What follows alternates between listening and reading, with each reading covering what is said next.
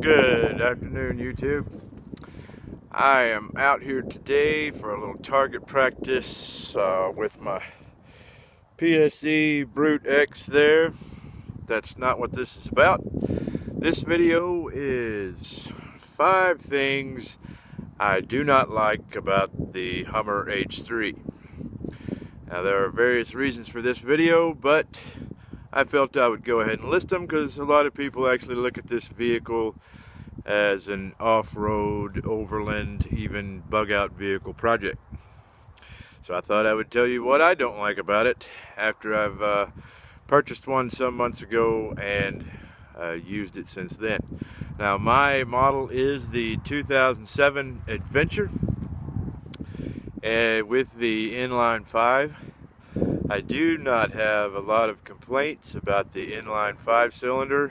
You will see a lot of argument about that it's underpowered and this and that and whatever. I'm not seeing it. It's got about the same power as the Jeep Wrangler with the 3.6 or 3.8. It cruises down the highway, even through the Texas Hill Country, at 75 miles an hour just fine. And I've not had any instances where I felt like I was underpowered. Now, maybe if I was out in foot deep of mud and just wanting to sling mud everywhere, I might feel underpowered in that situation, but I don't do that. So, that being said, the first thing I do not like about my 2007 H3 Adventure is the windows. Yes, go sit in one and you'll know what I mean.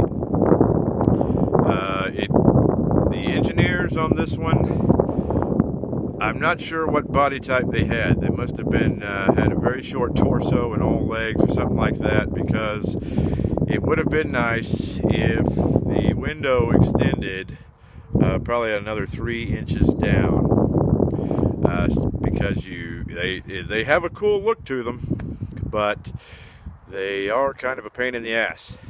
You can't really, when you're driving, you cannot really stick your head out the window and see the front tire. So when you're off-roading or something like that, and even, you know, when you're doing your city thing, you go to the ATM at the bank or something like that, you can't reach the damn thing when you bend over. And I'm almost right at 6 foot, so that's, you know, not just going to be a problem for me. It's going to be a problem for lots of people who would drive this. So the windows, you do really have adequate vision throughout the front and the back, but they are narrow, and it would have been nice if they were about 3 inches lower.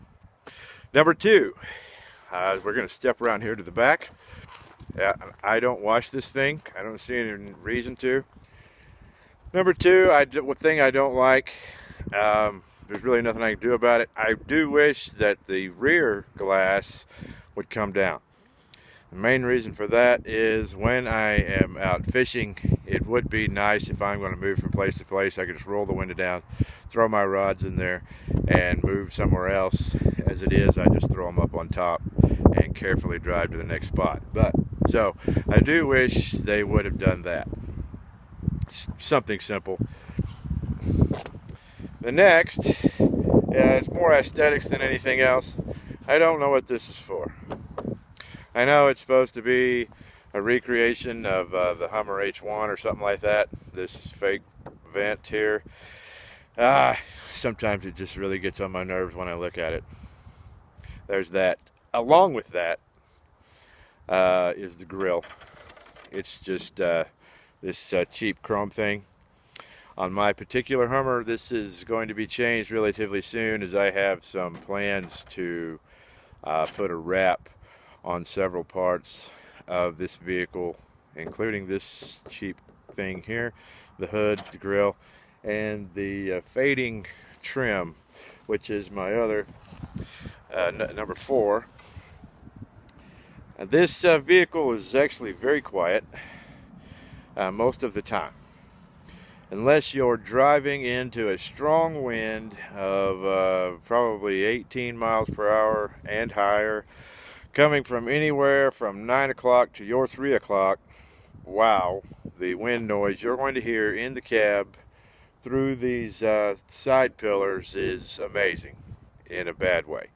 So that's number 4. And that one, I don't experience that one very often, but when I do, I really dislike it.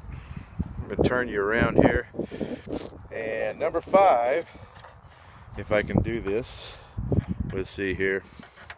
I should have actually set the camera up or positioned this beforehand. But number 5, and people are going to think this is silly, but whatever you want to think. Number 5 is this ridiculous oil dipstick. I hate these things. The engineer that came up with this type of viewer on the dipstick must have done a lot of crack. The blade type of dipstick worked fine for all my life, and I know this is actually on some Ford models as well. We have a Ford F350 that has this same ridiculousness. I have to check and look at this 4 and 5 times to even know what I'm looking at. So number 5, like I said, may seem silly, this ridiculous dipstick. I can't come up with a lot of other things, a lot of other arguments that I'm not liking about the H3. I have had 2 of the pass lock failures recently, and I'm going to look into that. I think if you buy an H3, you're just going to end up dealing with it. Other than that, it's been great. I have used 4 high, 4 low, and the rear locker without malfunction. I've done some maintenance, but nothing big, and so far I'm very pleased. And so I just want to thank you for watching this video on 5 things I don't like about my Hummer H3. Please like, comment, subscribe, share, and we will see you next time.